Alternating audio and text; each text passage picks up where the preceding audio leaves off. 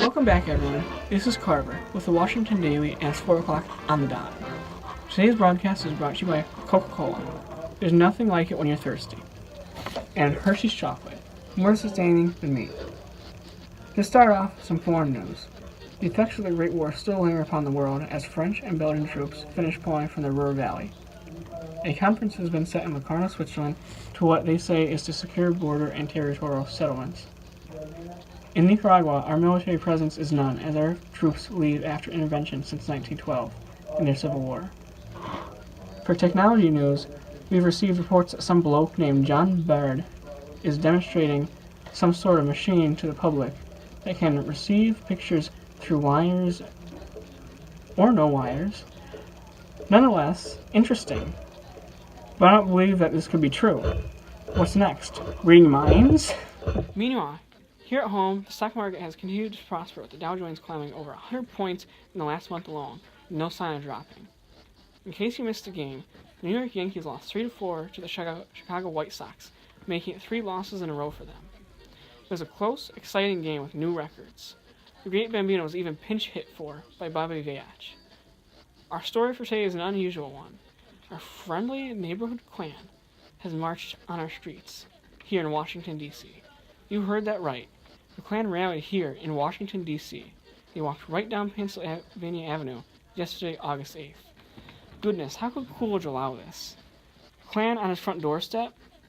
They numbered in the thousands, marching in lines, formations, and carrying flags. The lines were up to 20 people wide, and giant Ks composed of people swept down the streets. The police allowed this on the condition that they were unmasked. And here now we have one of the members with us from the march for an interview. Now to you, Jennie. Good morning, Washington. Today we're talking with Bleep, the Grand Wizard, about the Ku Klux Klan. Hello, Jane. Okay, let's start this off nice and easy. So, can you tell me about the name Ku Klux Klan came about? Well, it came from the Greek word for circle, meaning it never began nor will it ever end. So, when and where exactly did the formal KKK originate? The KKK started right after the Civil War, and it began in Tennessee. Interesting. Now, who was responsible for this? It was actually 6 Confederate officers. They created a secret society where white men focused on keeping society in its rightful place. Oh, how wonderful. So, can you tell me a little bit about the Klan's beliefs? We are here to preserve the white race and keep those filthy in their place. Oh, wow, that's good to hear. So, I suppose you don't agree with how the Civil War ended? Absolutely not. That was not how it was supposed to end. Whites were born to reign supreme. In that case, does the KKK have many supporters? We have millions across this fine white nation. Wow, that's a lot of members. Did you acquire them quickly? Well, that depends on what you consider to be quickly. We have had members since the start of time. You do not join the Klan. You are born into it. It is a mindset and a way of life. Well, has it grown recently? Well, we are getting more involved, doing the right thing for our community. We got our own goons in office in the nativists. And if you want to join the Klan today, we have a special offer. You should definitely enjoy the offers. Membership dues are half off, and if you buy our hoods, you get a second one free. Wow, what a deal. So, what exactly do you make them do in office? We put immigration laws in place. So what exactly does this law state? The Quota Act limits the amount of savage immigrants that enter our land.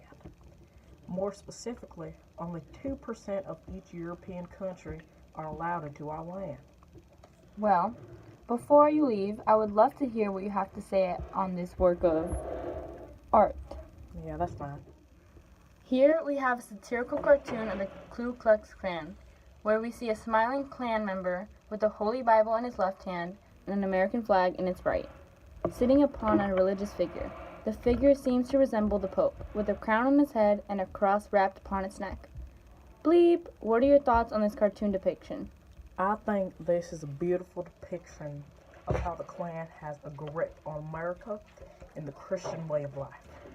But I don't think this shows our full range of action against coloreds, Jews, Catholics, bootleggers, divorcers, and immigrants.